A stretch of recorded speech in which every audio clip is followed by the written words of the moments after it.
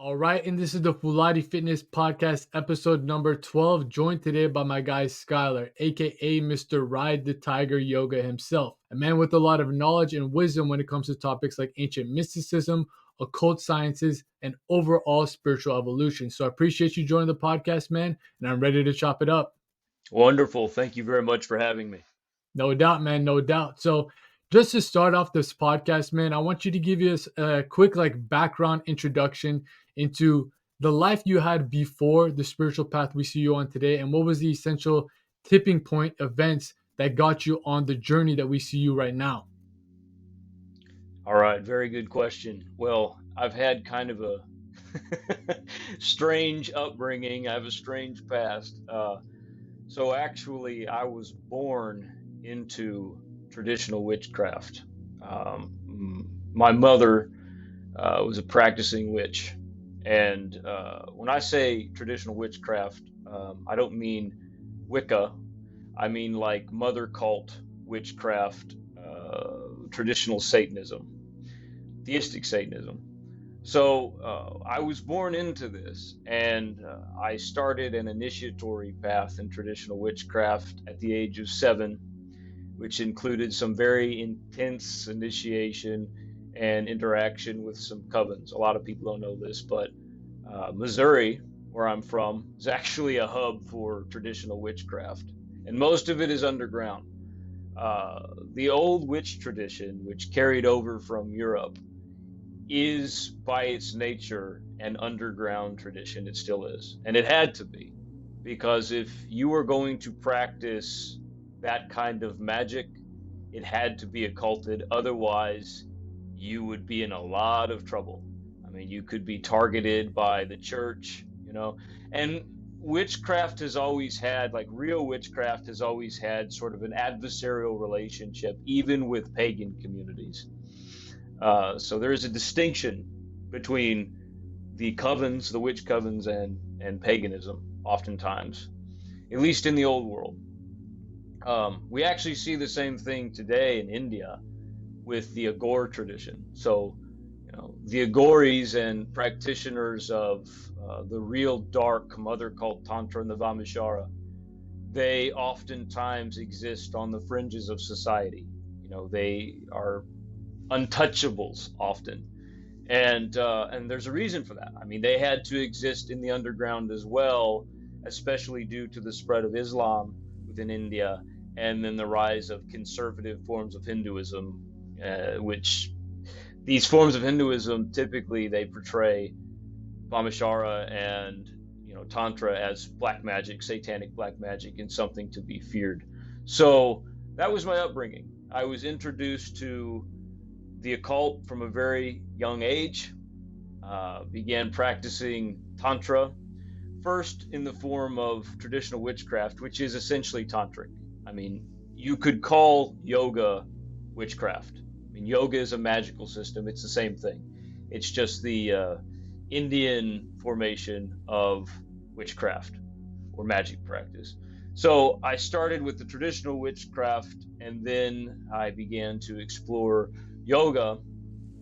And the thing about mother cult Satanism, when I say mother cult, I mean you worship Shakti, essentially, and the divine masculine principle is placed in submission. So under those conditions, there is a very strong emphasis on what we would consider to be Vamishara or left-hand path practices.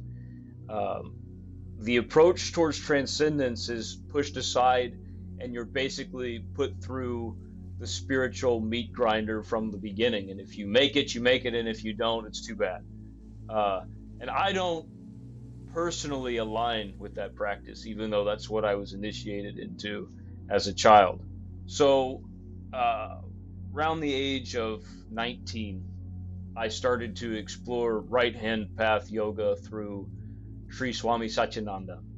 And the Satyananda yoga path, the Bihar school, was a great influence on me in terms of exploring the transcendent divine masculine aspects of the Indian tradition. So I spent about 10 years in very intense ascetic practice in order to rebuild myself from all of the rigorous initiation that I went through in my youth.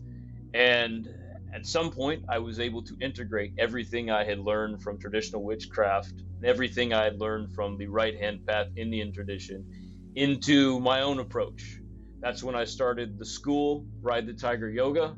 And what I teach now, even though we would call it Vamashara left hand path, there is just as much of an emphasis on the divine masculine right hand path practice as there is the Vamashara practice. So you could consider it more of a middle path approach to tantric yoga. Mm-hmm. Gotcha. So it's a crazy upbringing so far, but for the people that are listening to this and don't know what you're talking about when it comes to left hand, right hand, middle path, magic, let's break it down into detail on a practical term of like, let's start off. What is magic? And I'm not talking about like magic tricks like a rabbit out of a hat, but like MAGICK. What is that for you? What does it mean to you? How do you actually use it into your practical life? And then eventually we'll talk about the left hand path, right hand path, and the middle path that you're talking about right now. All right, yeah. So big topic here. There's a lot to discuss in regards to what is the nature of magic. Okay, so most people, when you think of magic, and you know the K has become popular on the end of magic to distinguish between, you know, street magic, what you would see from like David Copperfield or somebody like that, and the esoteric practice of magic. You know, I don't use the K on the end of magic because I have some disagreements with Crowley and Thelema and the popularization of that form of magic, but that's what it represents. So yeah, the type of magic that I am talking about is from a tantric perspective. Now, there has been a heavy emphasis on spiritualism in the New Age. In Tantra, spirit is just one aspect of consciousness. It's divided along the chakra system. If we're talking about what we would call Marcha consciousness, that which we experience in the realm between Patala and Svarga. So from the Muladhara to the Sahasrara, from the root to the crown, that's Marcha consciousness. So the spiritual aspect of magic is associated with the Sahasrara, the crown. This is the purest expression of the spiritual element. Now, most of what you encounter in the West and the East now, in terms of magic practice, emphasizes the spiritual aspect. So that which is beyond the natural world. And that is typically what people define as magic, the supernatural, basically, the subtle realm. But traditionally in Tantra, we would recognize every aspect of consciousness as possessing some element of magic. And they're all equally valuable aspects of magic. So for example, the Muladhara. This is the purest expression of materiality. And so manipulation of the material world, something as simple as building a sandcastle, if it's done in a yogic sense with recognition of the holistic expression of the action of building the sandcastle, you would consider that to be a magical act. It's the same with the Vishuddhi, the throat chakra, which is the seat of mind. So mathematics, for example, and intellectual practice, we would consider this to be magic as well. It's Vishuddhi magic. You know, manipulation of the material, the blood aspect of the cosmos, Muladhara magic. Manipulation of the mind in psychology, propaganda, things like that, that's intellectual magic. When we get to the third eye and the Sahasrara, we're dealing with the realms of spirit. And so that is what exists in the subtle realm, the supernatural aspect. And that's an important aspect as well. But the key here is to recognize that there is not one singular element or one singular chakra that is superior in its expression of what is magical. And when I say yoga, I just mean magic. I mean accessing a specific aspect of consciousness utilizing that aspect of consciousness either through action or contemplation in order to bring about a certain end. This is karma. This is action and reaction. So yoga to me is synonymous with magic, and we can get into the specifics of yoga practice and what all that encompasses as well.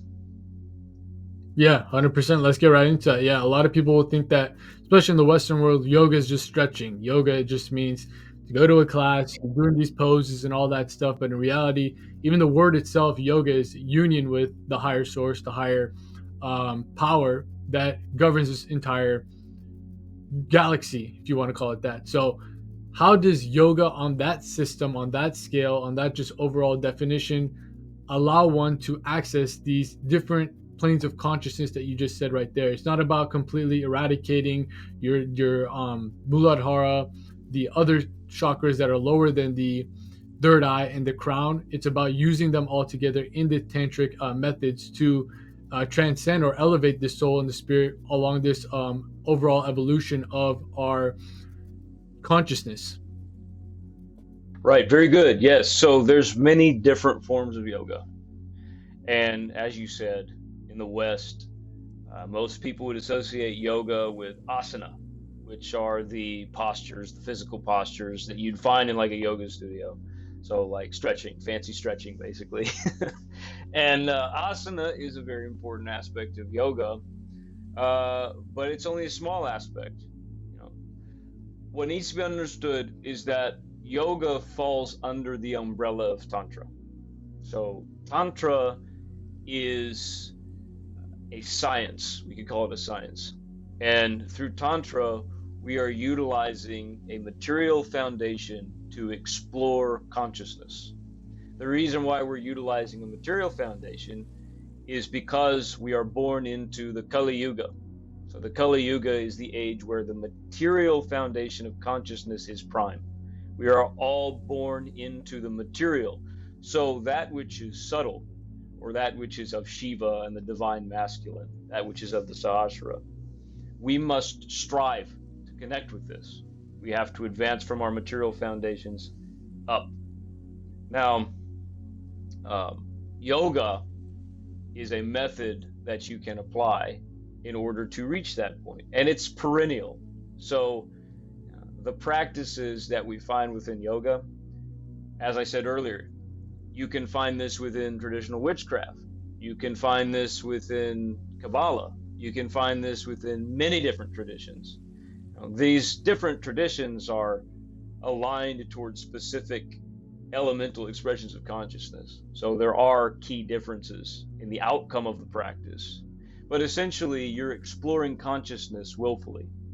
So there's many different forms of yoga, and they all fall under the umbrella of Tantra.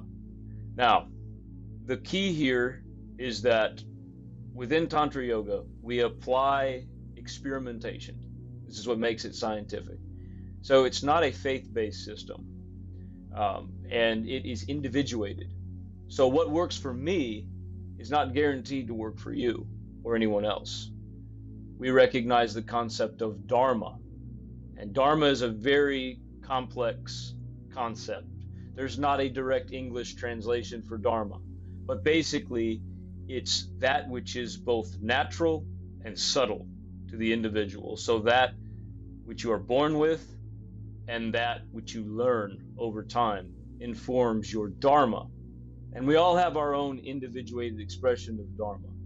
So through yoga, we are exploring consciousness in order to access our Dharma and realize it, whatever that is. For most of us, we cannot achieve union. As you said, yoga means union. We cannot achieve union of consciousness unless we advance from our material foundation in Shakti, which is also associated with the Kundalini serpent energy. Unless we advance from that point up the spine to Shiva, to the divine masculine principle. And at that point, we reach transcendence. This is the ascending path or the right-hand path in yoga.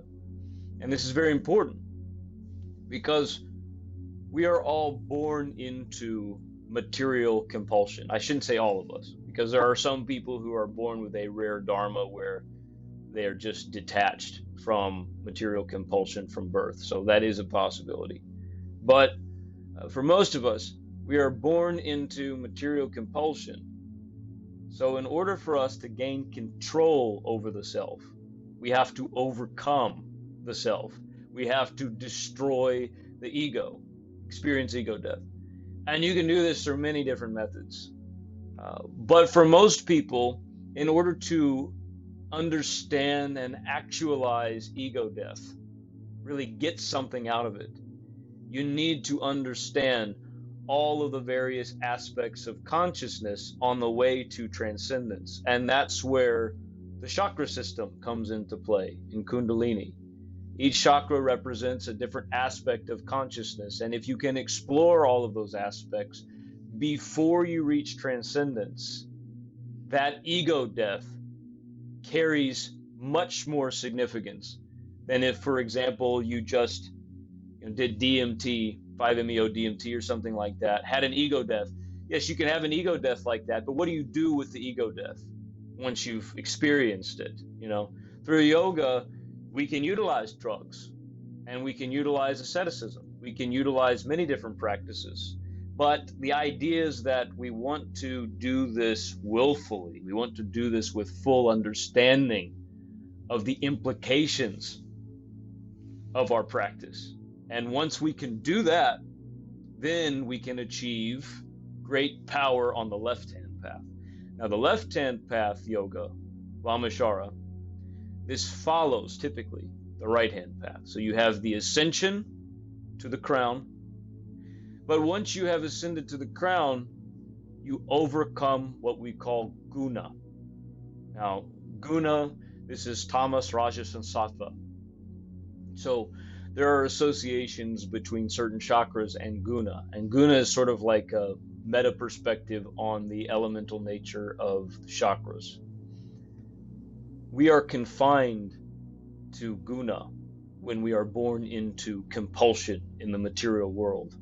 But if we can achieve ego death and escape this, we reach Taraya, or what we would call fourth state consciousness, super consciousness. There's many different terms for this. The Übermensch, as Nietzsche would say. And once you reach that point, then you can return to the material world on the descending path, the left-hand path.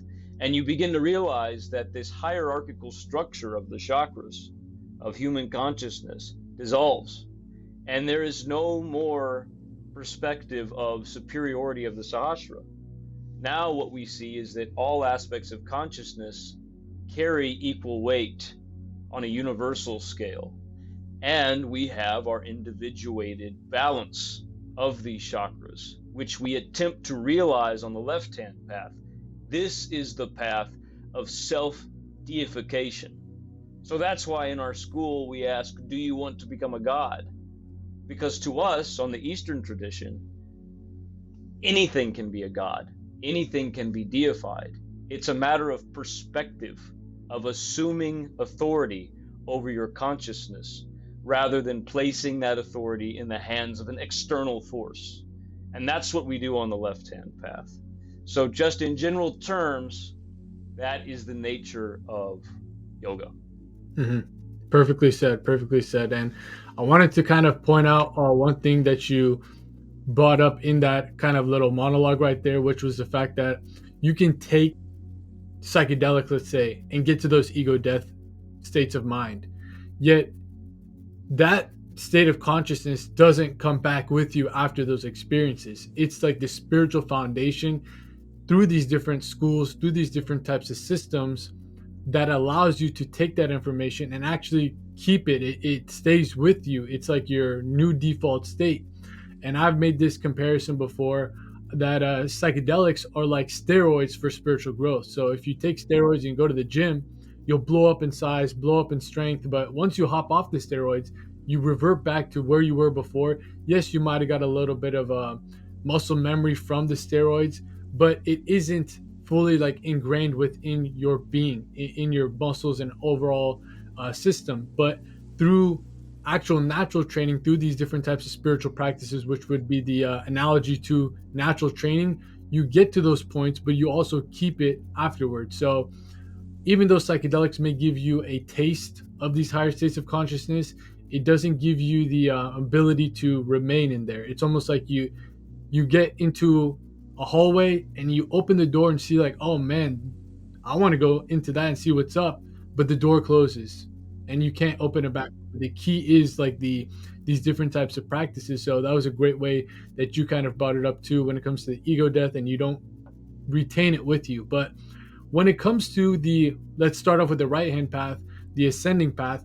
What does that pertain to? What are the things or the overall systems and things that you need to do on this right hand path when it comes to the ascending part of this whole overall journey?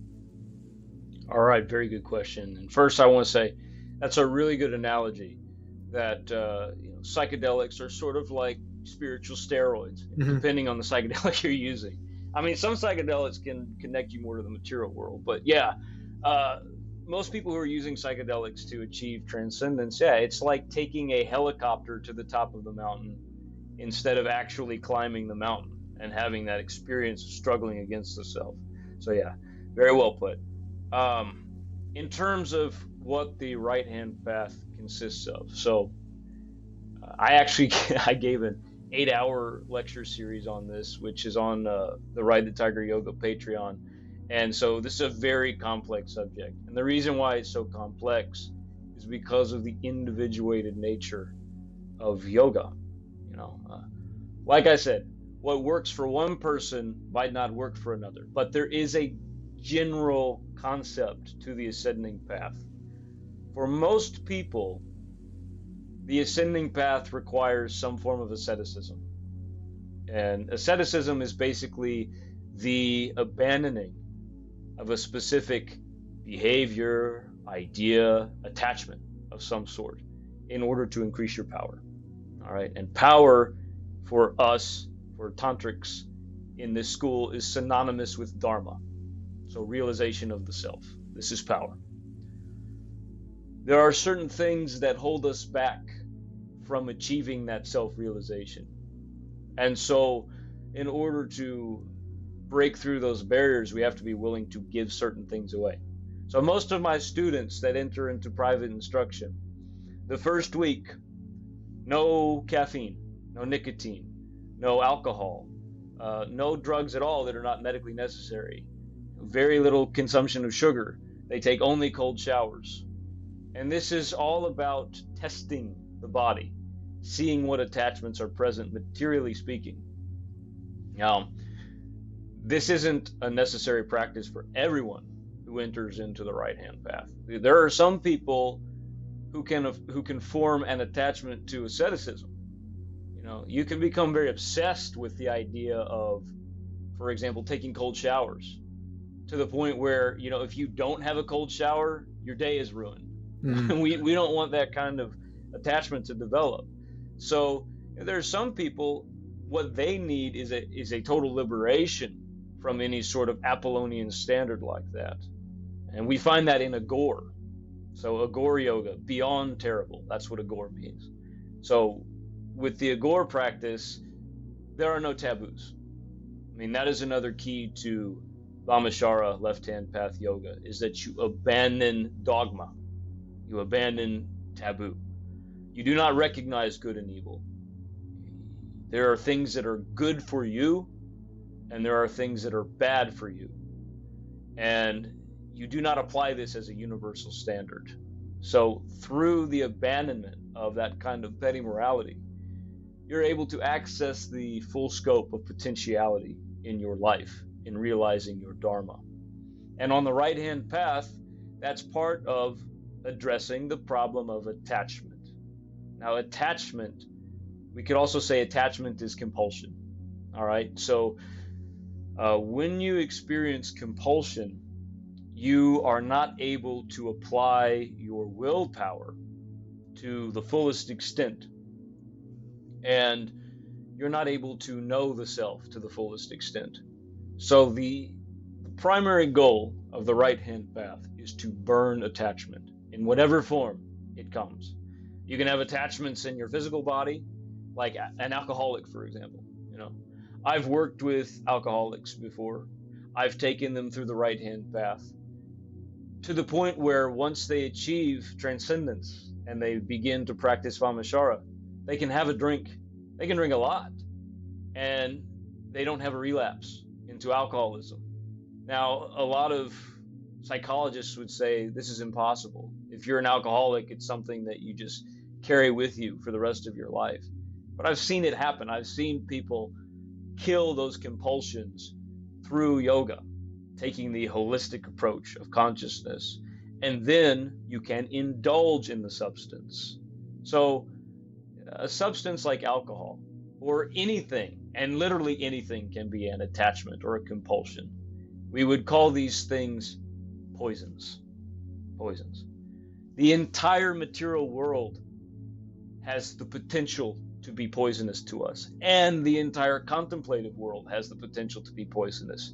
But everything that is poisonous also has the potential to be medicinal. And the idea behind yoga is to transform as many of those poisons as possible into medicine.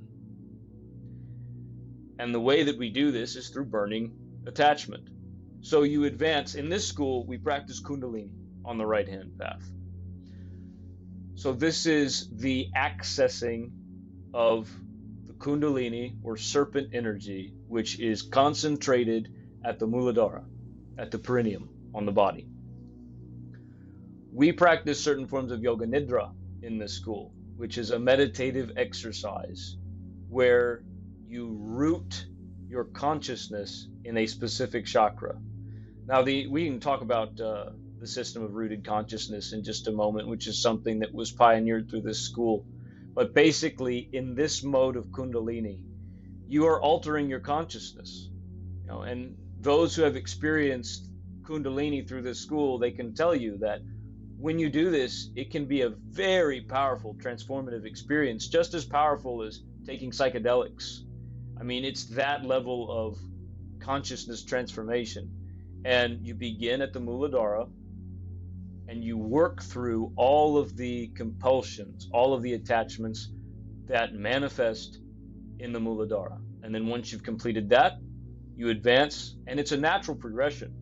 So my students who experience Kundalini, when they've burned their compulsions in the Muladhara, the body knows when it's time to advance. This is the advancing serpent energy. It's a metaphor for the advancement of consciousness, of awareness, of consciousness through the spine. So then you'd move on to the Svadhisthana.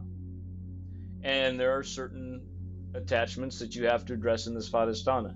In that lecture series that I gave a detailed analysis of some of the common attachments that manifest in relation to these different chakras. But really, it could be anything. I mean, the variety of attachments that manifest in Kundalini are as vast as there are people, individual people on the planet.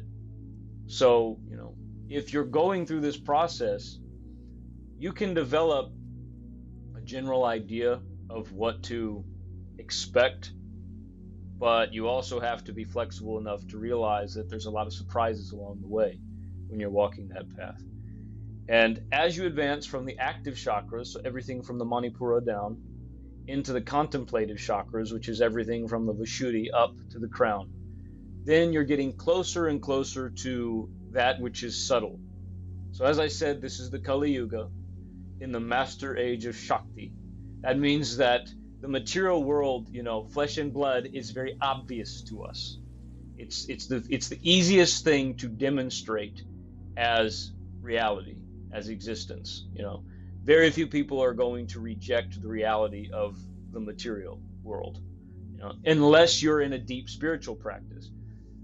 When you advance to the Sahasrara, what you are actually advancing to is the other side of the Muladhara. So instead of that which is gross and obvious to us, we advance towards that which is subtle to us, the purest expression of contemplation, which for us would be oneness, the monistic point, returning to the Godhead, if that's your perspective. Now, we can, It's really a matter of perspective. And in Tantra, perspective is reality. As you gain autonomy, as you gain power in directing your awareness, your perspective becomes your reality. There's a saying in Tantra that the spine is the center of the universe. And the reason why we say that is because the nervous system spreads out from the spine. So our ability to perceive reality extends from the spine. And the spine is something that we see in metaphor in many different traditions, like Yggdrasil, the world tree, in the Norse tradition, is the spine. There's many different formations of the spine. It's the axis mundi. So when you are exploring the spine and you're advancing towards this super state of consciousness, you can take the perspective that oneness, that which is subtle, the divine masculine, is the foundation of consciousness. And at that point, everything becomes divine. Well, if everything is God, then nothing is God. Because what you're advancing towards at that point is a realization of non-duality. And non-duality is very important. This is what allows us to experience ego death. We no longer see good and evil. We no longer see hot and cold, pain or pleasure. We just see nothingness, absolute nothingness. Okay, now that is one aspect of consciousness that you can create for yourself karmically if you decide to perceive everything as one. Now there's an alternative. You can perceive everything as division, as aspects of Shakti, individuation, materiality, the immanent expression of the divine. And in a cyclical universe, a cyclical cosmos, which in Tantra we recognize that time is cyclical, and this in itself is a matter of perspective. You can perceive linear time as well, and it has a major impact on the way that you manifest your consciousness. But in cyclical time, it is absurd to say that either oneness or differentiation is prime. Objectively speaking, there is no foundation. We can't say that the cosmic egg and oneness is the foundation, and we can't say that differentiated aspects of materiality spread out throughout the universe is prime. But what we can do is we can recognize that our spine is the center of the universe from our perspective. So we choose, when we gain the power to choose how to direct our awareness, we can choose to say that God the Father is the foundation of everything. Or we can say that the Dark Mother is the foundation of everything. We can recognize differentiation, we can recognize oneness. It's up to us to make that choice. And so on the right-hand path, that's what you are doing. You are gaining the ability to make that choice. And one of the requirements of gaining that ability is detaching from the material form that we are born into, because that material form is very limiting. If all you know is Shakti, then you cannot recognize the significance of Shakti. You need to have a point of contrast in the divine masculine. The divine masculine becomes the purifying point for Shakti. And so that is how we burn our material attachments and all the other attachments that we have, being individuated aspects of the cosmos. Now, once you reach transcendence, it's up to you whether you want to dissolve into oneness, and some people do wish to achieve this. They want to enter into the clear light or the monistic point and exist as one with God, and that's fine. That is the Dharma of some. Others want to return to an individuated expression of consciousness after the right-hand path, and that's fine as well.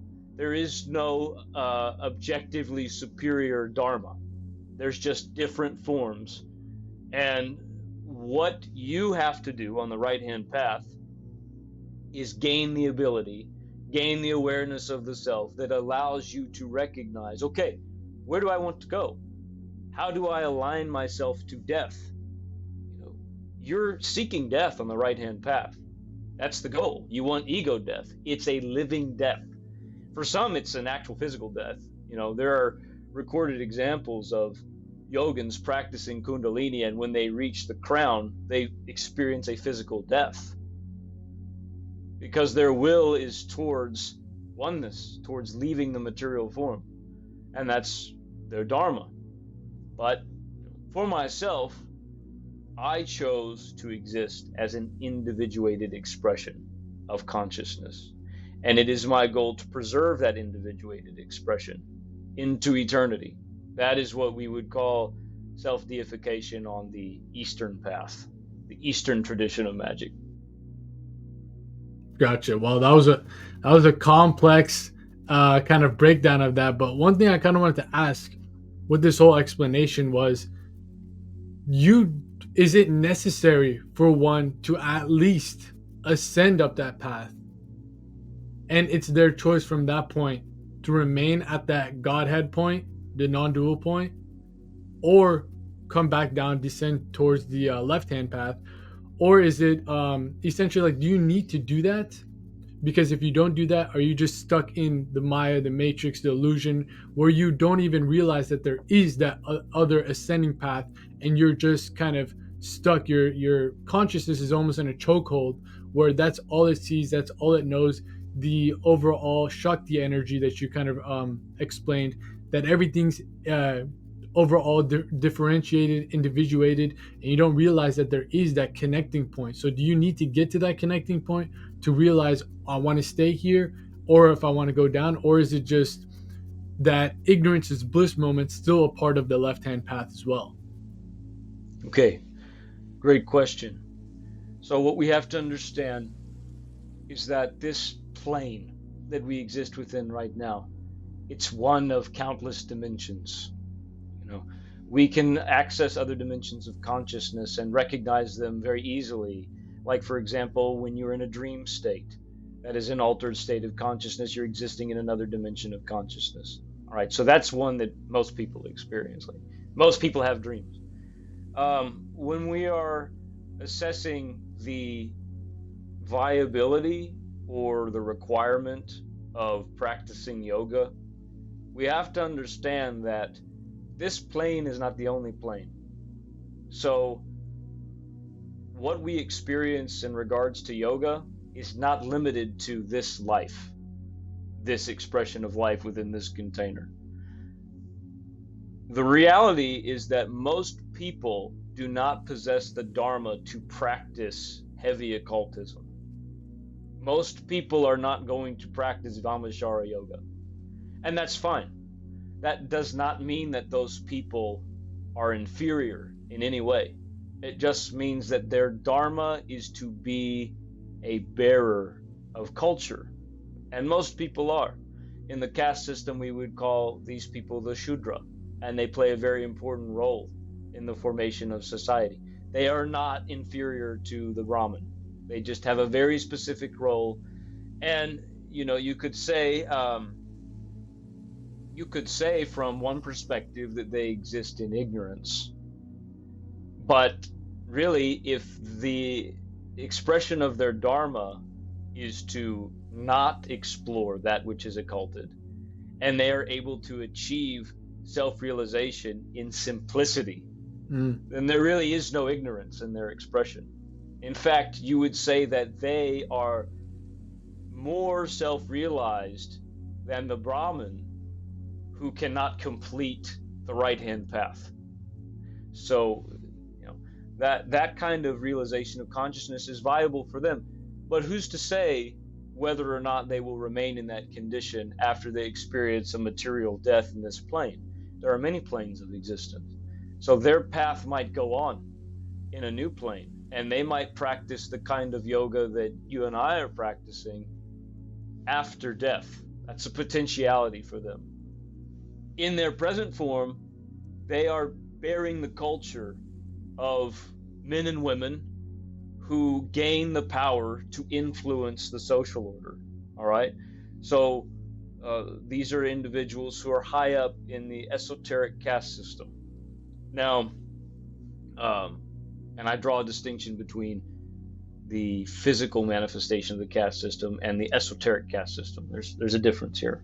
But basically, if you are born with the Dharma that grants you the ability or the potentiality to complete ascending yoga initiation, and you don't pursue this, then you're not realizing your Dharma.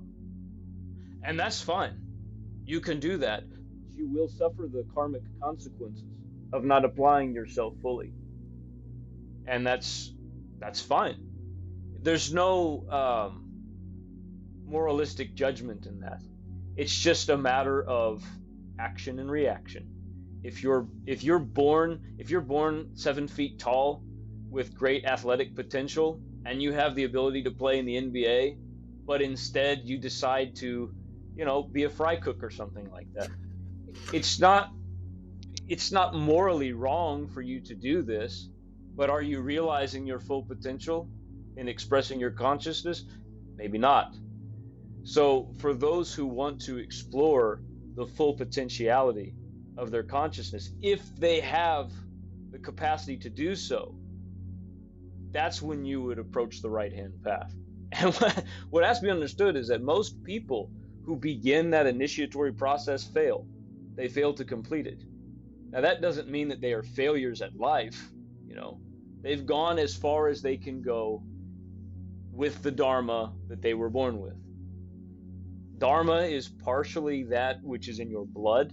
It's inherited, it's blood karma, but it's also nurtured, So there is a natural potentiality that you're born with, and then the social conditions of your upbringing will influence where you go with those natural skills. And so, for some people, they can reach the midway point on the right-hand path, and that's enough for them, and that's fine. That's totally fine. It's not necessary, and I wouldn't recommend for everyone to pursue ego death. In fact, I would say that the vast majority of people should totally stay away from tantric yoga, because you can get into things that can fuck up your life pretty bad. Like you can, for example, if you're just like some normal guy who likes to drink beer and watch football, don't take 5-MeO DMT. Don't do it. I really don't like when people say, well, everyone should do LSD. Everyone should just do it, one time and then see what happens. I mean, I could see why someone would have that perspective, because LSD can be a very effective way to expand your awareness, but not everyone needs to do LSD. Mm-hmm. Some people just need to drink Miller Lite and watch the football game, mm-hmm. and they should be allowed to do that. The problem is we have this process of democratization of everything. I don't just mean politically, I mean esoterically speaking, where like everyone has to be initiated into a witch cult. Everyone has to be initiated into yogic practices. And you're really screwing with your mind, with the chemistry of your body when you start practicing yoga. It's dangerous. It really is very dangerous.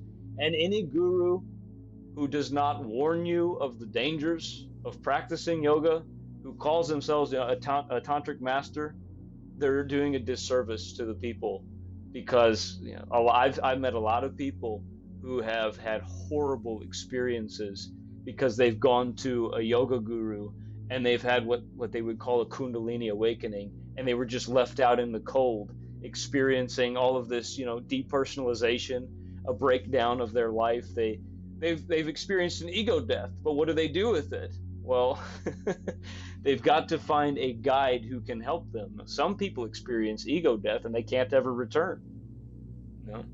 Brian Wilson from the Beach Boys, he experienced an ego death, and then he laid in bed for, I don't know, what was it, like 2 years. He just laid in bed, and then he could hardly make music anymore after that, because it just wrecked his consciousness. Now,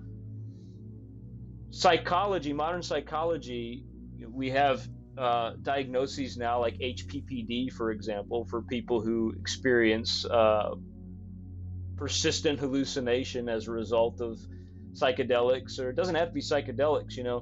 I've had students who work in the field of psychology, and they've told me that people have gone to Vipassana retreats and they've come back with a total mental breakdown. You know, so you have to be careful whenever you're exploring consciousness like that.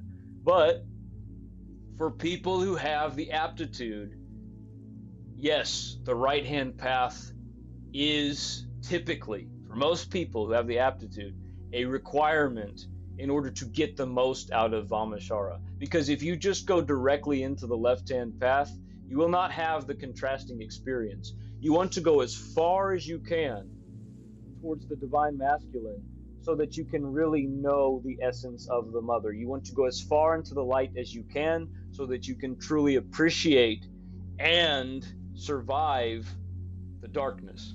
Mm-hmm. Mm-hmm. Well said. And something that you kind of pointed out was the fact that like the whole psychedelic experience where it could be through Kundalini awakening and all that stuff. Without that like groundwork, that framework that you can kind of lie back upon and rely on, it doesn't matter how cool your experiences are. Like it's dangerous in the fact that people like the normal day-to-day guy drinking the Miller Lite, watching football, has a Kundalini awakening experience, and he no longer likes football anymore. He doesn't know what's going on, what is this game, and it can completely warp their life. And that's happened to me in a sense where I was younger, so like maybe like 4 years ago or so, I took heavy dose of mushrooms and had a whole ego death experience, depersonalization, and like afterwards I was trying to piece things up together of what did what was I just like the information that was just downloaded into my brain from like a higher source, because I was seeing different cycles. Like every time I took a breath, the sun would go up. Every time I took an exhale, the sun would go down. The cycles would just keep turning, and I saw like a figure holding up this wheel, and I was like, what the fuck did I just saw?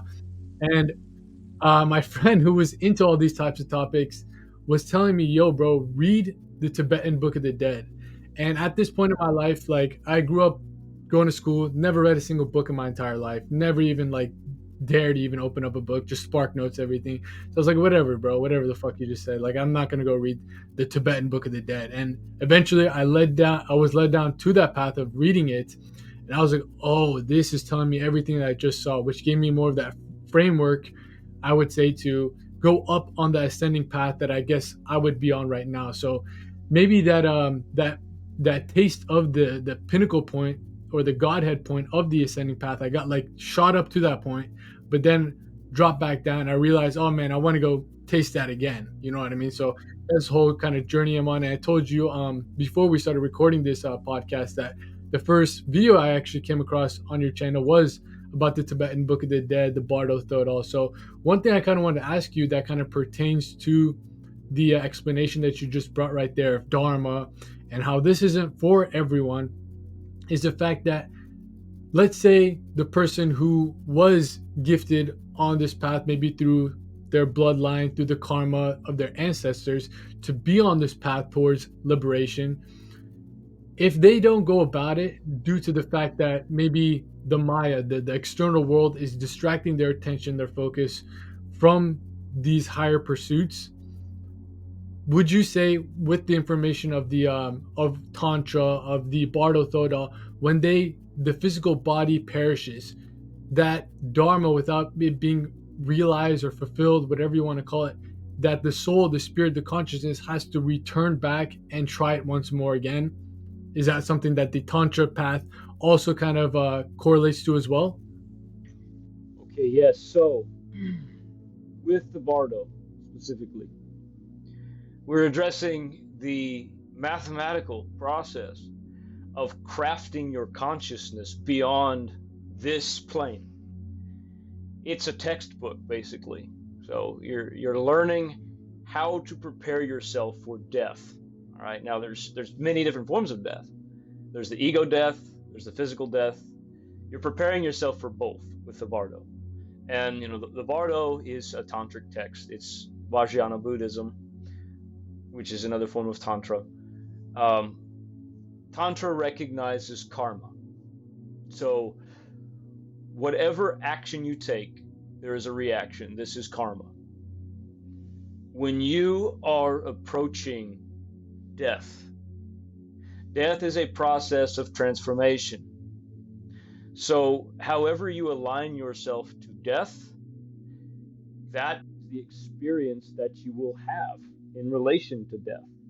If, for example, you are a Christian and you believe that upon death you will be welcomed into the kingdom of God, and you truly believe this and you actualize that karmically, because there are some people who believe that they want to go to the kingdom of God, but they take karmic action that creates this contradiction within the self, where they want to go to heaven, but they know deep down they haven't fulfilled all of the standards that they need to fulfill to go there.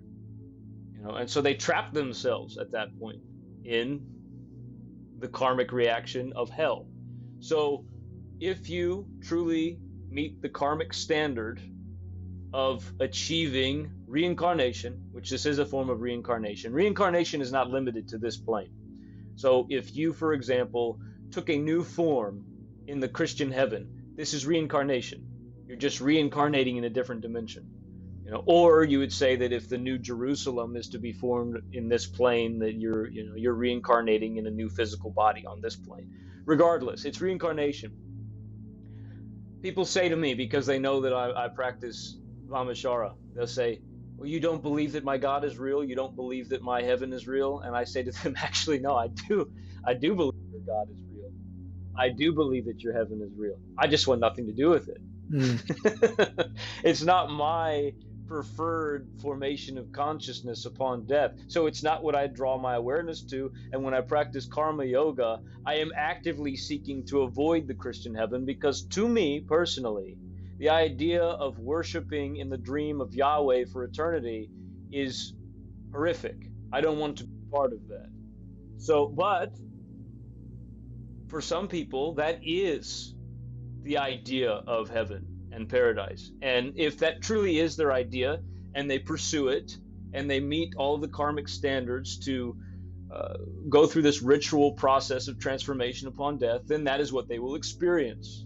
They will experience the Christian heaven, and good for them. I don't want anything to do with it. For me, I have my own formulation of consciousness that is more in alignment with the Bardo. The Bardo is of the Eastern tradition. Now, when I say Eastern tradition, I mean that it is the tradition of fire, of the Manipura. So the Manipura tradition, and when you hear the term Aryanism, for example, I use the term Aryanism. I'm not using it like a Nazi. I'm not saying like, Aryan is like all white people or anything like that. In fact, there is no blood foundation for Aryanism. Aryanism is one formation of the Eastern tradition, which is the tradition of fire. It references the creative aspect of the Manipura, which is the place of passion. So it's a passion cult. And within that tradition, you have the recognition of differentiation first, because it is of Shakti, it is a mother cult, but also you have the recognition of deification of others. So it's circular, it's the Kula, the family, we would say. Or in traditional witchcraft that is of the Eastern tradition, we would say it's the coven, the circle of witches, where everyone in the circle is recognized as a god. So, if you and I are practicing the Eastern tradition, I would say, I want you to be a god. I want to be a god. I want to live amongst the gods. I want to walk with Lakshmi. I want to walk with Hanuman or Odin or Thor, whatever formation of the polytheistic aspect. And so I'm a polytheist personally. Now, I work with people who are not polytheists, and that's fine, because my goal as a teacher is to get them to reach their Dharma, whatever that is. But I am a polytheist. So in the Bardo, a lot of people believe that the Bardo is directing people towards absorption into the clear light, into oneness, and that's all it is. But there's an occulted aspect to that practice. So yes, if you're following the standards of the Bardo, you might achieve unification with oneness, and that's one aspect. But there's a shadow aspect to the Buddha, which is the left-hand Buddha, the left-hand Vajrayana. And if you reach that point what you are achieving is something akin to the Eastern fire tradition, where you become a god and you exist amongst other gods. And if you can achieve the necessary karma, you might reach a point where you can traverse all of the worlds. You can traverse all of Svarga and all of Patala and anywhere else you wish to direct your consciousness.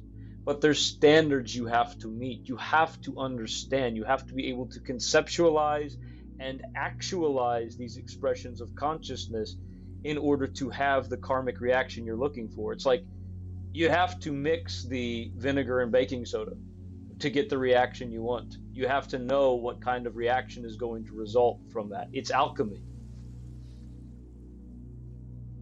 So one thing I kind of want to ask in that sense is something that you kind of pointed out is you're not trying to convert anybody or do anything like that. You're trying to help people find their Dharma at the end of the day. What would you say, like in the cycle of Kali Yuga that we're in right now, is the not the obstacles, but like the veil that's over people's minds and their overall consciousness that deters them from ever recognizing that Dharma and realizing that Dharma and actually tapping into their highest potential on this spiritual level as well?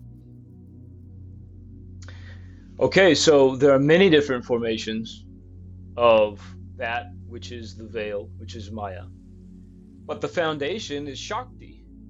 The foundation is the individuated expression, the connection to the material.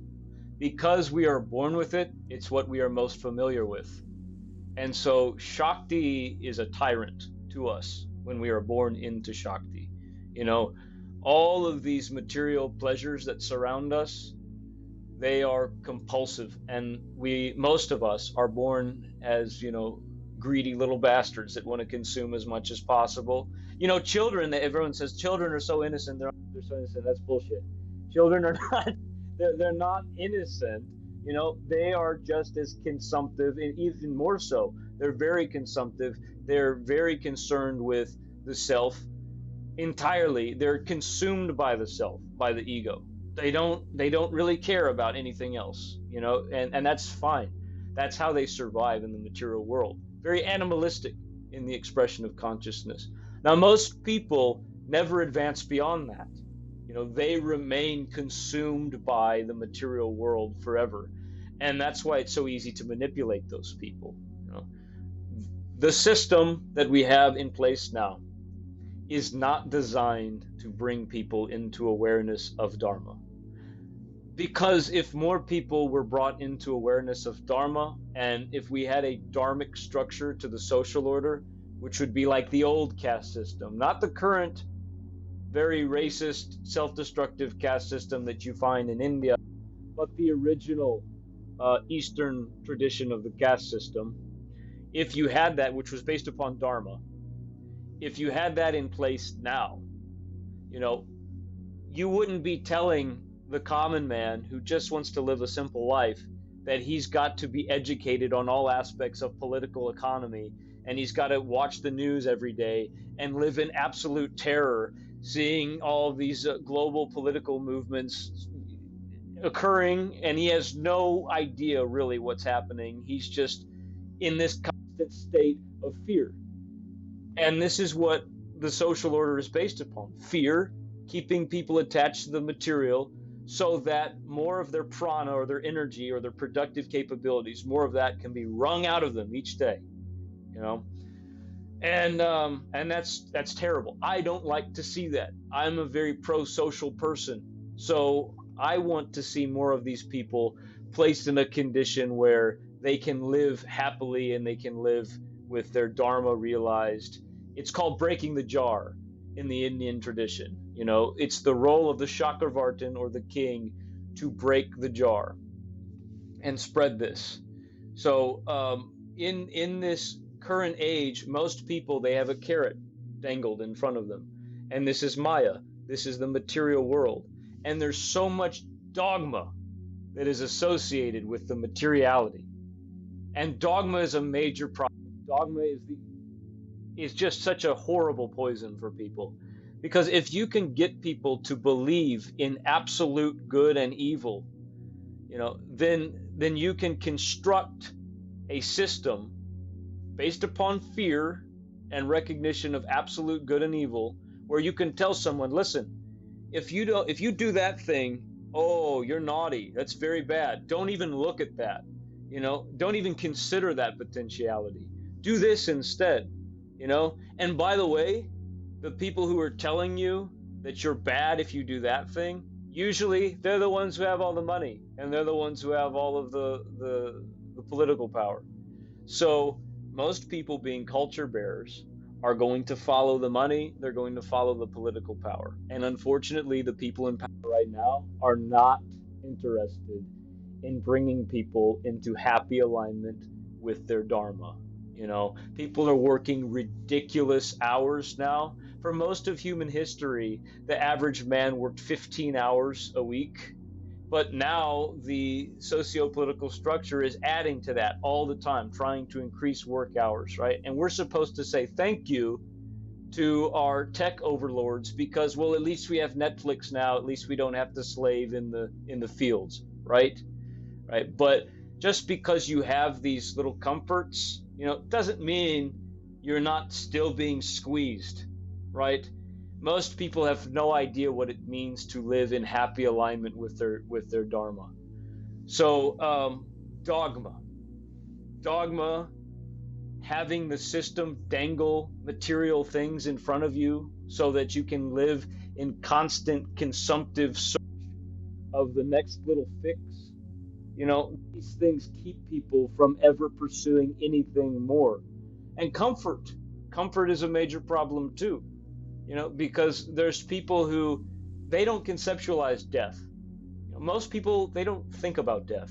So they're happy to just, and I'm talking about, for some people this is dharmic, but let's say that you have the potential to be a great yogin, but all you fucking do is watch Netflix every night, and you just binge Netflix every night, and 15 years down the road, yeah, you might have been comfortable, you're sitting on the couch with your girlfriend watching Netflix every night, but then you look back at that 15 years and you're like, shit, what did I do with my life, right? And that's because you existed in material comfort, and you did not have the ambition, you did not seek anything more than that. And there's very few people are encouraging those with the aptitude to seek more. Because if you're willing to struggle and seek more, that time that you spend with your loved ones, that time that you spend enjoying the material world, you can actually indulge in it and recognize the fullest expression of the beauty of that thing. But it takes hard work, and most people are not willing to do that. And then they reach death, and it's like, oh shit, what did I do? I am going to die. I am going to experience this process of transformation, but I haven't aligned myself towards any sort of understanding of what comes beyond this. All I've done is watch Netflix for the past 60 years. So you have to escape the trap of Shakti. I'm not saying Shakti is bad. Shakti is beautiful. Shakti is not bad, but she's poisonous. So you have to escape her poisonous trap. Then another major trap is that once you've achieved transcendence and ego death, you can't get trapped in the pride of being so spiritual. So many of these spiritualists are like, I am better than everyone, I am holier than you, because I have no attachments to the material world. Let me tell you, I love the material world. I love to indulge in the material world. Sex, drugs, rock and roll, it's all fucking great to me. And I don't have any problems with that. I don't have any hang-ups over that. But the reason why I don't have problems with that is because I took the time to be able to kill my compulsion so that I can indulge in those things, and they won't destroy me. They empower me. I enjoy life. So there's traps at both ends. You're born into a trap of Shakti. If you are powerful enough to advance up the right-hand path, then you have another trap of Shiva, of the divine masculine, and being obsessed with the light, being obsessed with the sun, which so many people are. You've seen like the solar esoteric movement on the internet, like Soul Bra and people like that. They are very obsessed with that which is solar, and it's a very Apollonian thing. And maybe for some that's their dharma, but for most of them it's a trap. It's getting stuck in the light. To return to the Dionysian chaotic aspect of Shakti, you have to escape that trap as well. So you have to burn dogma. You have to burn all attachments. You have to be able to embrace the taboo. And only at that point will you be able to know truly who and what you are and experience the destruction of any sort of internal contradiction. But it takes hard work. Well said, man. That was amazing. Honestly, like the one thing I kind of want to point out is the fact that right now, like even before you get up to that point of the solar energy, I have a video on my second channel talking about how carnality and consumerism are like the two main drivers of the Maya, of the Matrix, the illusion.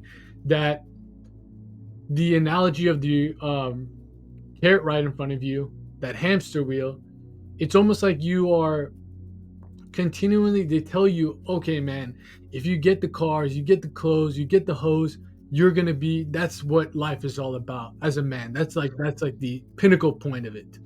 And at the same time, it's not like you're getting robbed in broad daylight of the prana, of your attention, your energy, like we just talked about before. It's like you're getting pickpocketed.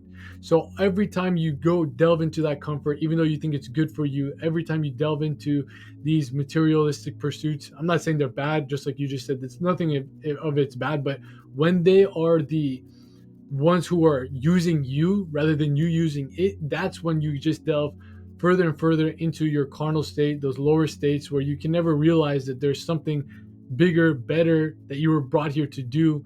And something that we kind of talked about beforehand on the before we started recording this podcast was the whole process of and the whole practice of semen retention. And this is something I've seen on your channel as well. So I kind of want to get from your perspective on the tantric perspective of how this practice, in my opinion, throughout this journey that I've been on, has been like the catalyst for my consciousness to kind of catapult to these higher states, because it is burning off the threads or burning off the chains of that carnal mind, that consumption mind of survival, sex, and status. That's like what I always kind of talk about within my videos, how that's like the barrier of the consciousness of Kali Yuga, if you want to call it, the realm that we're in right now. People are only thinking about survival, sex, and status. They don't realize that there's the other levels that can be correlated to the other chakras, the heart chakra, throat chakra, third eye, crown chakra.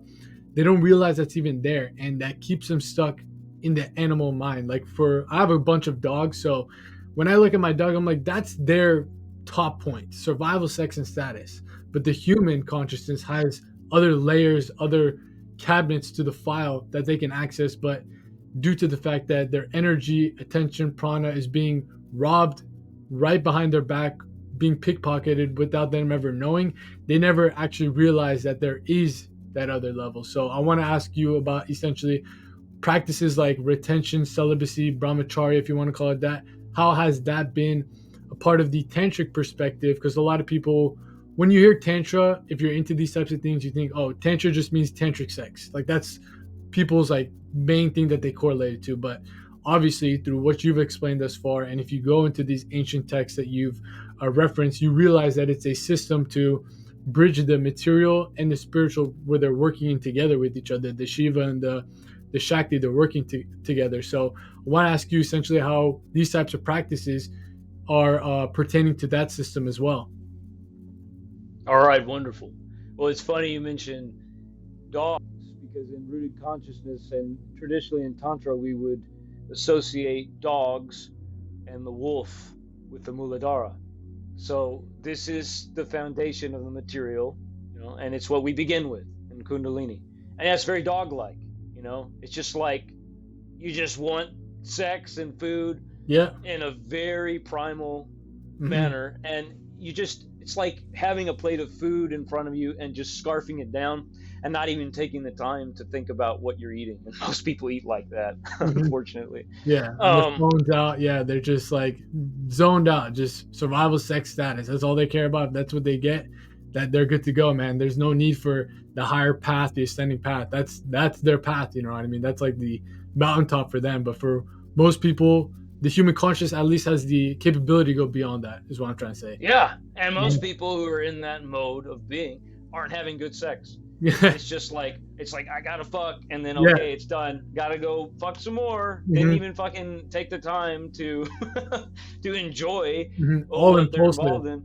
Mhm. It's compulsive, Mhm. and these people become miserable, and then they get upset with themselves for, like, being controlled by women. Like, so many of these men in the in like the whole manosphere and like the Andrew Tate crowd, they are really, they think that they've got one over on women, Mhm. but the truth of the matter is Yeah. that women are entirely in control of their entire Mhm. being. Like, they are dominated by Shakti. And it's actually funny and sad for those who, for those who don't know any better. It's sad. For those who are just exploiting people, fuck them. It's funny. But for those who don't know any better, it's sad. It's not right that people are being told that everything in life is about get bitches, get money, and you'll be happy. And the thing is, like, no, that's not going to bring you happiness. There's nothing wrong with women. There's nothing wrong with money, but you have to know how to enjoy women. You have to know how to enjoy money. There's an art to this, right? It's not just about mindless consumption. So, yeah, semen retention. For most men, semen retention is a very powerful practice. It's good practice. We call semen a form of prana. In Tantra, prana is just energy. There's many different forms of prana. The air you breathe, the water you drink, food you eat. There's psychic prana. There's emotional prana. And semen is a very powerful source of prana in your body. So just think of this: when you expel this prana, okay, when you expel semen, this is called apana, we call it. So the expulsion of prana. When you practice apana, releasing semen, okay, where does this occur? It occurs in the Muladhara. This is the sex organ.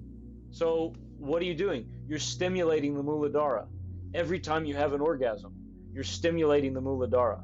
Now, if you're born into a trap of consumptive behavior and greed that is rooted in the Muladhara, how are you going to escape that trap if all you're doing every day is watching pornography or having sex with a woman and then expelling your semen? You're stimulating the Muladhara every time you do this. And so now you're totally controlled by women. Like, you can't even log on to Instagram without seeing a woman in a bikini and, like, losing your fucking mind at that point. And that's no way to live. It's not attractive to women. It's not for you to be compulsive sexually. It's not attractive to women. It's not a source of happiness because, like, you can't indulge in it. You can't indulge in women if you're controlled by them. It's not a source of power, obviously.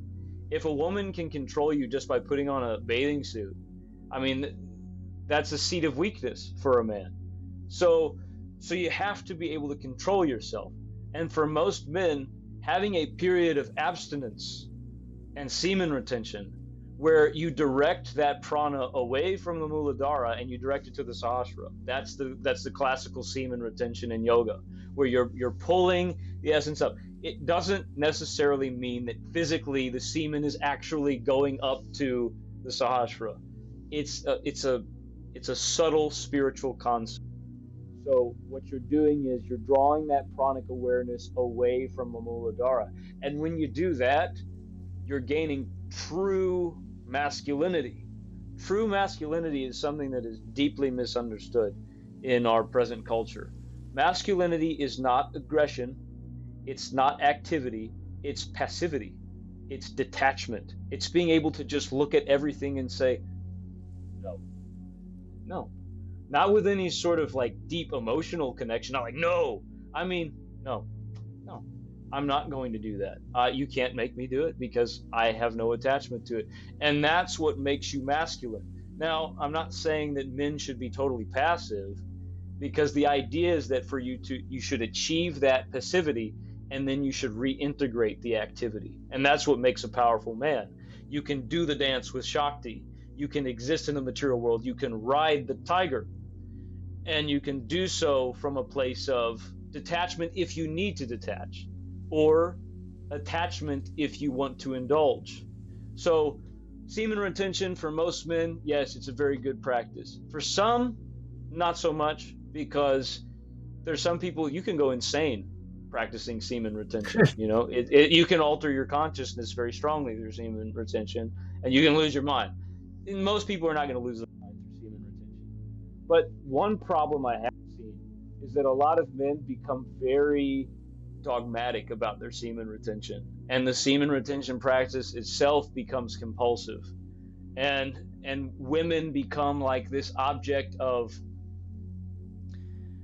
resentment for some men who are practicing semen retention. So a lot of my students, if they practice semen retention, or people that come to me and they say, I want to practice semen retention, what I say to them is, you practice the old method of Methuna. So Methuna is tantric sex. Okay, so there's many different ways to practice Methuna. Abstinence, pure abstinence, or pushing away the image of sexuality, is for most people not the best approach, because what it does is it creates a complex where every time you see a sexually provocative image, it's adversarial. And so this is like why, for example, so many men who are practicing semen retention, they become very critical of e-girls who are like showing their body on the internet. They're like, or they want to ban pornography or things like that, because they say we got to get rid of all of these temptations, right? But it's not the pornography, it's not the e-girl, it's the inability of the man to look at that and say no. It's the man's responsibility to see the material world and say no. You can't run away from materiality. There's always going to be some temptation. So you can't just ban everything. But what you can do is you can develop a release of taboo and dogma. Most men who develop, I can't say most men, but I'll say most men that I have worked with that have a problem with pornography. The problem is because every time they watch pornography, they feel guilty for having watched it. And so a complex develops. And when you tell yourself you're not allowed to do that thing, what does your body want to do? It wants to rebel against that rule that's been established. If you're super strict with yourself and you develop this taboo, you're going to have this like little devil on your shoulder, like, just don't do it. Go watch the porn. And it becomes a problem. So for people who want to practice semen retention, this is the method I recommend. You don't have to take it as gospel, obviously, but this is the method I recommend. We call it the Iron Serpent ritual in this school. So what you do is you practice Methuna. This can be in many forms. The tantric yogis in India that speak on Methuna today, most of them say that what you should do is sit in a meditative position, close your eyes, and imagine in your mind that you are having sex with a yogini. And you experience this exposure to the sexual stimuli, but you don't masturbate. You don't eject your semen. You just sit with the experience. You don't push it away, because what you want to reach is what we call the Kriya state, or the meditative state, which is accepting all things without pushing them away and without pulling them towards you. Not one pointedness where you're focusing on a singular point and pushing away all other thoughts. That's what causes a complex for most people.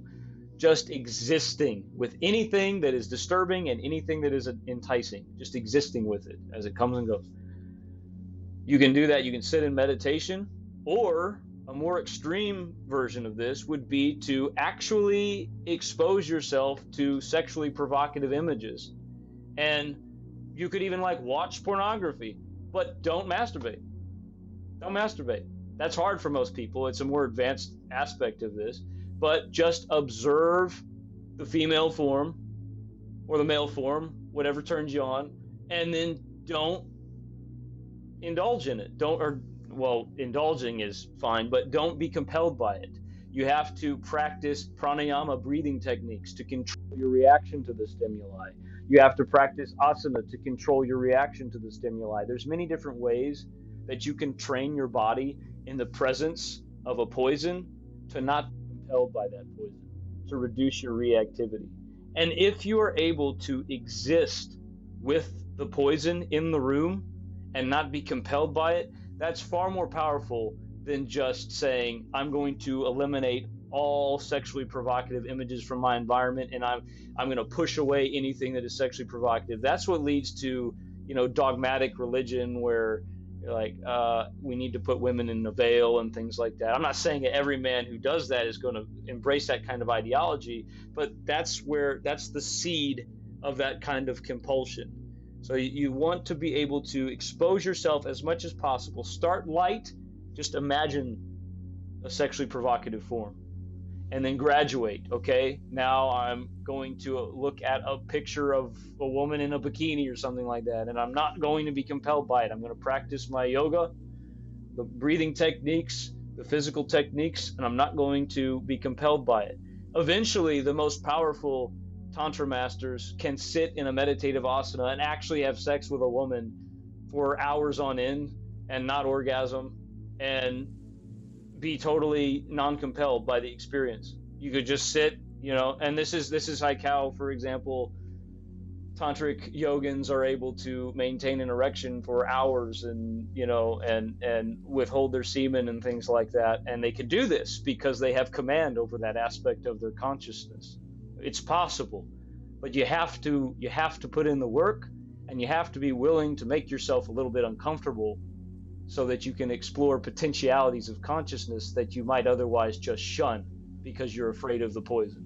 Mm-hmm. Mm-hmm. Well said. Like the whole concept of these people in these like spaces when it comes to semen retention, no FAP, and all that stuff. Like I've come out and said, like, bro, I don't even like using the term semen retention because it's not even like a actual, doesn't give it a good full spectrum of what this practice really does. Like on the deeper levels. Like the people that say no FAP, no this, no that, what you just said, if you tell yourself you're not going to do something, you're going to do that exact thing. That's just like the reverse psychology going on within your mind. And there's this whole like perspective of like just desexualize your mind. And I have a video that I just like posted recently on my second channel talking about forget about desexualizing your mind. We live in the material world. We live in Kali Yuga, like you've said. That's going to be a part of it. Unless you want to go full on extreme mode, live in like a cave, live in these ashrams, and just completely block out all the external noise of these different types of stimulation and be on that path. Maybe that is your dharma. You have to learn how to actually be a part of the world without letting the world like just consume you. So the whole practice in general, in my opinion, the basis of it is learning how to use that libido, that same energy that's contained within your Muladhara that has the power to create another human being, to create whatever it is that you want rather than the libido telling you what to do. And the whole world around you is kind of pulling and robbing that prana, that what they call virya, you probably know, that semen is. They're always pulling it away from you, and you are like a slave to that stimulation. But if you learn how to transcend beyond that through methods even that you just brought up, you learn how to use that libido, that same energy, to whatever it is you want. So if you want to do tantric sex methods, then you can do it. If you want to use this energy to build up your spiritual vigor, your vitality, your vril, you can do that. If you want to do this, you can do that. It's just that same energy, but it's on different degrees and different scales. Like I always think about like libido is like a thermometer. Lust is on this level, and then love is on that level, and you can just turn up the sliders whatever way you want, and the practice of retention allows you to do that. And it is much more powerful than just these people who think, oh, I'm just gonna retain my semen for 30 days and I'll quit porn. That's not really what it's about. It's about replacing that compulsive addiction of porn that is that arises when you feel that stimulus of this energy being built up. You learn how to transmute that towards the other practices, the other overall pursuits that you have in mind. So that was a great perspective that you brought into that when it comes to learning how to even extreme methods like that. Just watch porn, watch this, watch that, and just stay detached from it still. Saying that masculine energy is being able to say no when it wants to say no, rather than the lower senses, the animal nature of man, dragging it into whatever it wants. So perfectly said right there.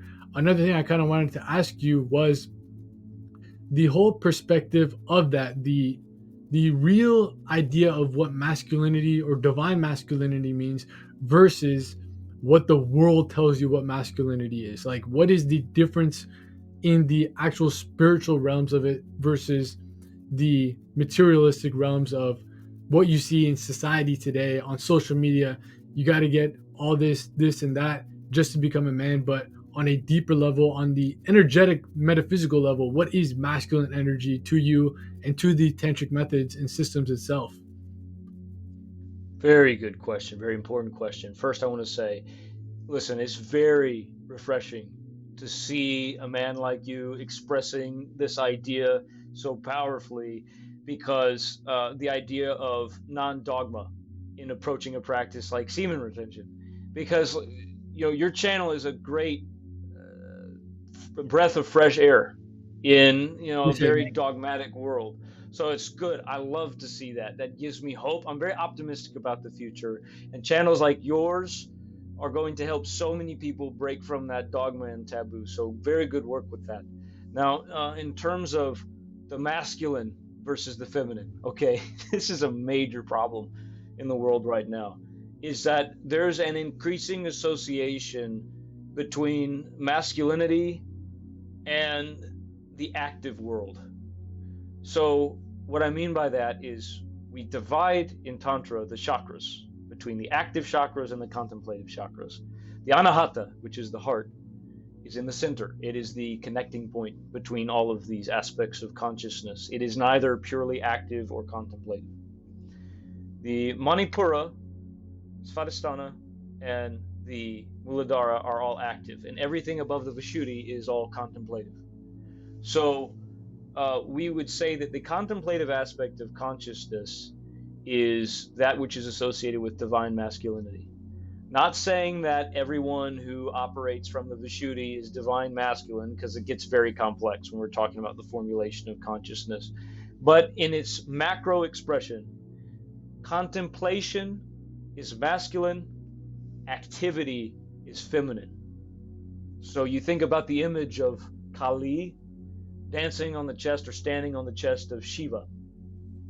Okay, this myth of Kali, when she is killing the Asura, drinking the blood of the Asura, she enters into this bloodlust, okay? She's representing the pure expression of divine femininity, which is chaos. It's creation and destruction in a differentiated form, which is chaos. Then you have order, represented by Shiva. Now, order, the purest expression of order, is everything in unification, unity. If you have everything unified, there is no chaos anymore. There's just tranquility and oneness. Okay, so when Shiva lays on the earth and allows Kali to stand on his chest and cools her passion, this is unification. So this is the masculine principle of order, creating a container for the chaotic expression of the feminine. All right? Now, the problem with our world as it is now is that most men don't know how to create a healthy masculine container for femininity. Rather than allowing femininity to exist in a healthy expression, the tendency is towards stomping out or suppressing femininity, or just being absorbed into it. There's no move towards unification. So, as I said earlier, the purest expression of masculinity is order, contemplation, descending into this realm of the internal and then remaining in connection to unity, trying to unify and creating a container through that. The purest expression of femininity is total aggression, like a dog.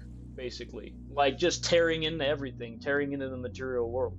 And there's a place for both of these expressions. Nietzsche described these two tendencies in The Birth of Tragedy when he discussed the Apollonian versus the Dionysian. So in the Greek tragedy, we have the concept of the Apollonian, which is the divine masculine, and this is order. And we have also the Dionysian, which in the tragedy represents the feminine principle. We have the liberating, chaotic expression of the feminine and the orderly expression of the masculine. If we can find a way to combine these elements, we can create beautiful art. If you throw yourself entirely into chaos, you dissolve into chaos. If you throw yourself entirely into order, you dissolve into order. Now, we have these two common conditions for not just men, but women as well, of either being entirely consumed by order or being entirely consumed by chaos. You know, those individuals who are not able to escape the trap of Shakti, who remain in Maya, they are being consumed by activity. We already discussed the implications of that. And we can see it's very obvious. You can see that all around. You have on the other end, though, those individuals who have been disgusted by the compulsion of the material world. And so they reject this outright and they go entirely into the divine masculine principle. Now, that's another stream that is a bit of a problem, because that kind of pure divine masculinity, if you fail to integrate Shakti, then everything that is of a feminine principle within the world becomes adversarial. And so, for example, with certain radical forms of Islam, we see this very plainly. We see a very intense embrace of order, of masculine order within Islam. Now, they have integrated activity, but the tendency is towards viewing the feminine as something to be dominated rather than something to be liberated and accessed in this cosmic dance. So that's why we have like the veiling of women. And I'm not making any sort of generalized judgment saying that that is bad, you know, because for some people that is their Dharma. But there are many people where this is not their Dharma, and they continue to seek that anyway because they are compelled by their disgust for what they see as the bad aspects of materiality and modernity. And so for these people, they tend to throw themselves into very radical expressions of the solar patriarchy, you know, and there's a lot of people on the extreme right, for example, who have this idea that, you know, we need to establish a fascistic order, like an Evolian fascistic order, and eliminate all those who are impure, you know, and this can be manifested in racial ideology. This can be manifested in sex politics, many different forms.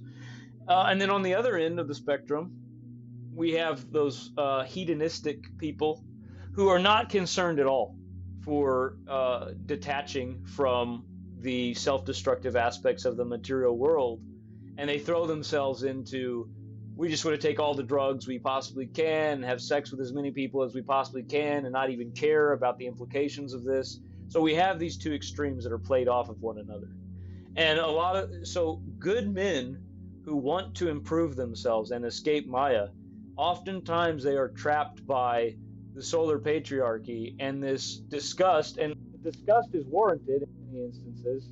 You know, I find the hedonistic aspects of Maya to be disgusting, personally. And so the disgust is often warranted, but instead of realizing that the chaotic aspects of femininity are not inherently evil, and that you can embrace the feminine from a masculine perspective, they just say, no, the modern world is evil, the material world is evil, accelerate, destroy everything, tear everything down, you know, and put women in chains because they're out of control, and I blame all of my compulsions on them. You know, and then there's people who will say, anyone, you know, on the other end of the spectrum, anyone who tries to guide society towards any sort of release from the compulsions of Maya, well, they're just overstepping their bounds. You know, that's terrible. Like, who are you to tell me that I can't abuse anybody I want and, just wreak havoc on the earth and embrace total hedonism. Who are you to say? So there's these two extremes, and in those two dogmatic extremes, where is the embrace of healthy femininity? Where is the embrace of healthy masculinity? It's very rare to find because of the polarization. And men and women are being pitted against each other more and more. They're being pitted against each other on a wide scale in niche internet communities. Men and women are being pitted against each other more and more. And I say enough of that. We need to recognize that it is the responsibility of every human being, whether you are a man or a woman, to seek your Dharma in whatever way you can, and try to remove yourself from the political dogma, the social dogma that attempts to entrap you in one expression of femininity or masculinity, and it says that is all that you can embrace, that is all that is good in the world, and anything outside of this system is evil, needs to be shunned and destroyed. That is not a compassionate world. That is not a flexible world. You can't recognize the beauty of other people, let alone other cultures, unless you are able to realize this dance between Apollo and Dionysus, between Shiva and Shakti. If you can do that, then you can be a strong man or a strong woman. But, embracing this idea that a real man is a man who is aggressive and is always fighting and things like that, or saying that a real woman is a woman who's always like just meek and totally detached and in the kitchen all the time, and that kind of woman is a very masculine woman, and the man who's always active and always fighting and always aggressive, that's a very feminine man. And that's okay for some people. I'm not saying that that's always wrong, but it's not an objective standard of purity that can be applied to everybody. We need to make room for other expressions so that people can really find their Dharma. And something that you kind of brought up that you can see this very clearly is religions, dogmas, and stuff like that, but also the New Age kind of spirituality movement of what it means to be spiritual. You have to be all this way or all that way. Like, this isn't spiritual. If you see this, you're a chosen one. If you do this, you're a chosen one.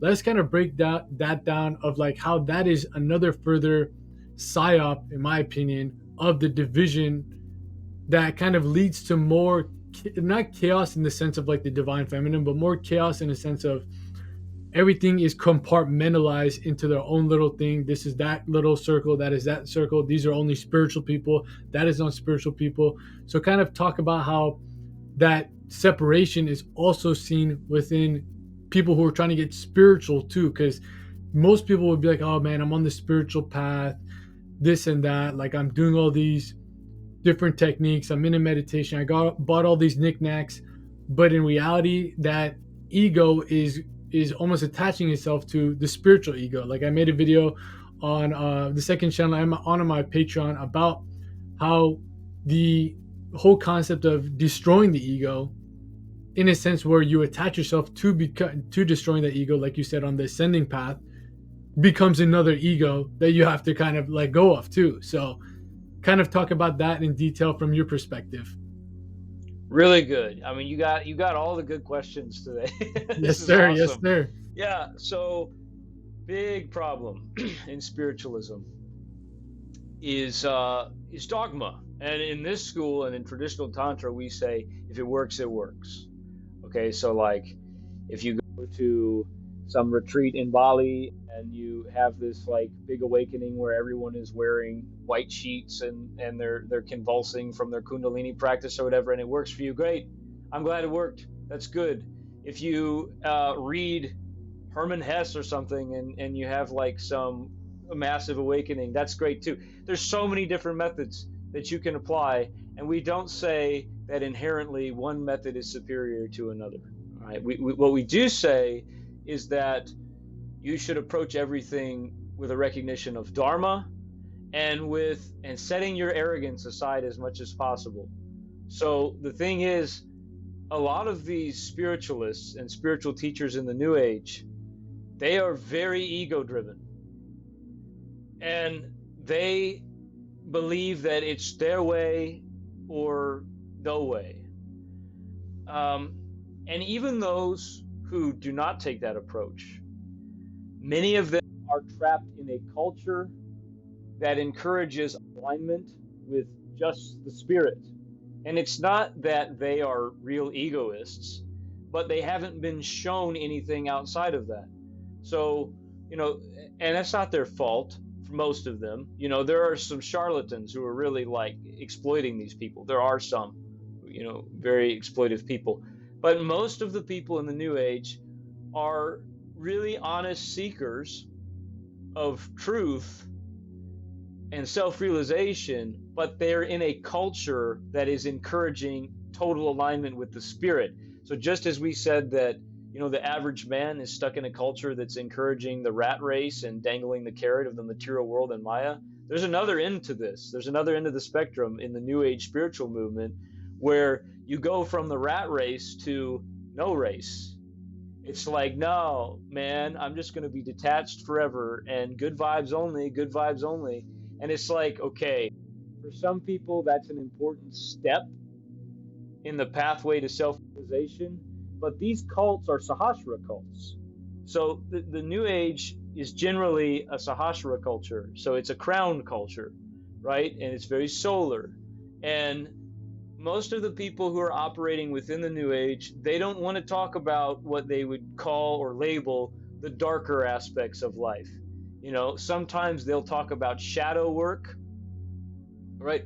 But shadow work or the dark aspects of practice, this is labeling one part of yourself as being less than, or they'll say it's not. They will say that they're not doing this, but functionally, what they're doing is they're splitting the self into two, and they're saying that which is of the spirit, that is the true self, and anything below that is an illusion. And so when you interact with the illusory self and you plunge into the darkness, it's just so that you can work towards being more spiritual, right? But spirit is only one aspect of consciousness. It's a small aspect. You have spirit, you have mind, you have passion, the inner fire, you have the material body, you have all these different formations. And there's not one aspect that is inherently superior to the other. But when you're in a culture that is emphasizing spirit, spirit, spirit, okay, that's fine. But have you embraced the other side? Have you really gone into examining what exists within the Muladhara? What exists within the Svadhisthana? Do you recognize the beauty of the mother? Or are you just obsessed with Shiva? What's really funny is that a lot of these New Age movements or New Age cults will claim to have some kind of embrace of the feminine and the mother, but they never touch true femininity in expression of consciousness. And what they are touching is an ideation of femininity, an ideation of the material, contemplative aspects of the mother. But this is not actually embracing what is to be found at the base of the mountain, at the Muladhara. So very few people in the New Age ever actually reach Shakti again and integrate Shakti. They just stay in that Sahasrara cult. For some people, it's their Dharma, but for most, they would do well to explore some of the other aspects of consciousness that are not being embraced with any sort of genuine expression of exploration. And I would love to see more people in the New Age take a look at Vamishara and the left hand and see what can be found there. Because actually, it's not about being some kind of evil, dark Satanist. For some people it is.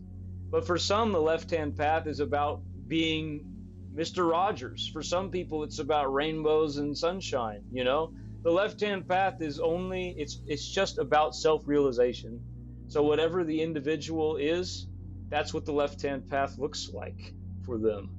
And maybe I'm here with my red light and my black clothes on, so maybe I'm not the best example of someone who represents that kind of like rainbow sunshine aspect. I think I'm a nice guy though. But this is me. This is what I embrace in myself. Now, I embrace both the masculine and the feminine. I tend more towards the feminine, just generally in my balance. I tend towards activity more and Shakti.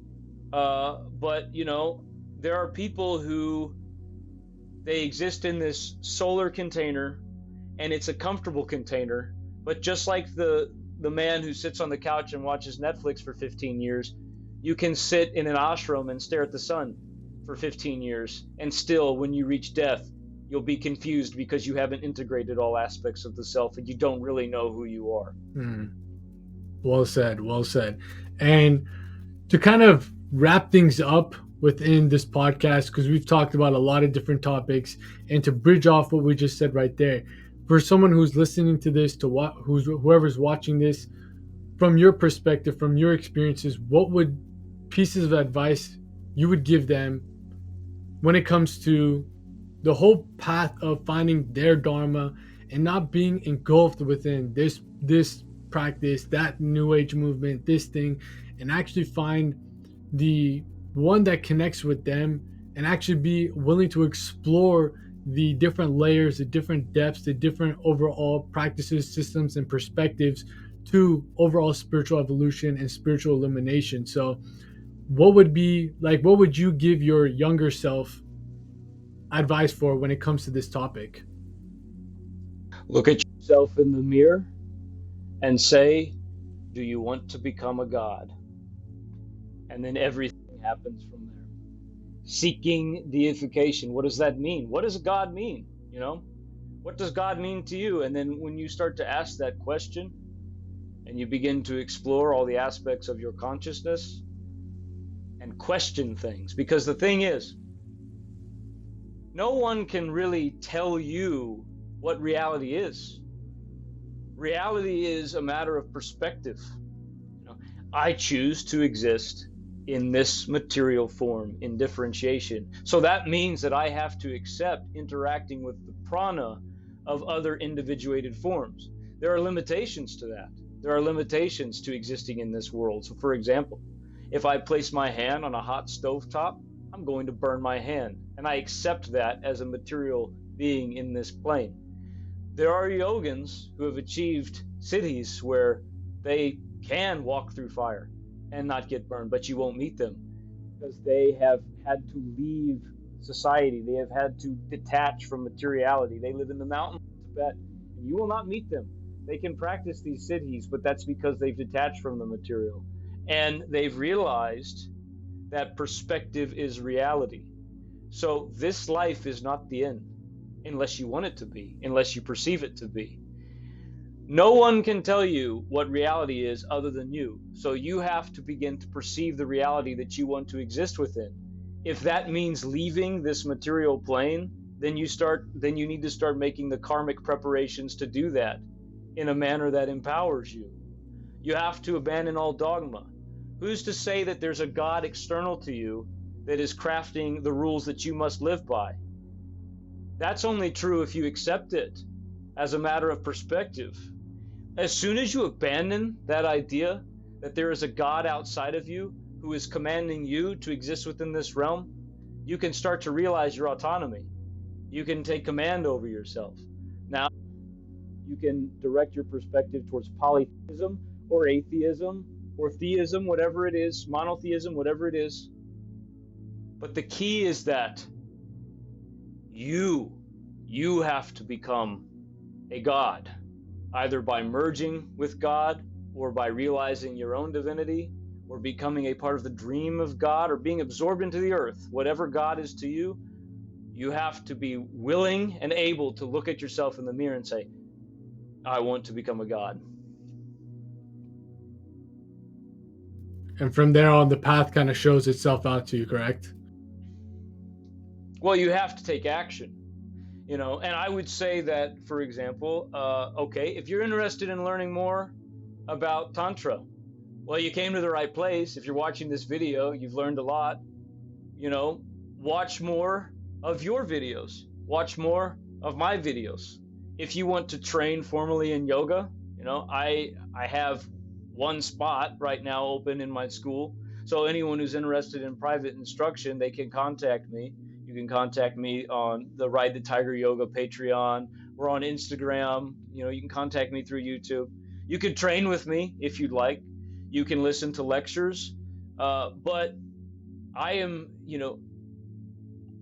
do not have all of the answers for everyone, because everyone has their own individuated consciousness. So you can learn many things from me, but ultimately, all I can do is open the door for people. They have to be the ones to step through the door. I will say, be careful what doors you step through, because there are many people who will tell you, I have all of the answers for you. I know exactly how you should live. And if you don't live according to the standards that I have placed upon you, then you will burn, or there's going to be some punishment for you. So you have to be careful with that. There's a lot of people who are going to prey on you in esoteric circles whenever you enter this realm. The great advice that I can give to you is to assume your own autonomy and not view anyone else as being the ultimate source of your power other than you. That's perfectly said. Like all these religions, they'll act as a middleman for you to get to that point. But the mystic path, doesn't matter exactly what system it is. All mystic paths are just about cutting out that middleman. And yes, these scriptures, these texts, these teachings that you do, I do, are all tools to help unlock that pathway, that doorway, to find the answers that are already within you, that to find that Dharma that's already like designed within you. But it isn't about, okay, I go over to Ride the Tiger Yoga and he's got all the answers. He's got the tools. Like this old saying goes, you can bring a horse to water, but you can't make him drink. Like you can give them all the tools, but they got to apply it. And then they'll find that source, that gnosis, if you want to call it, the knowledge that can only be accessed from within, divine knowledge that's already within them.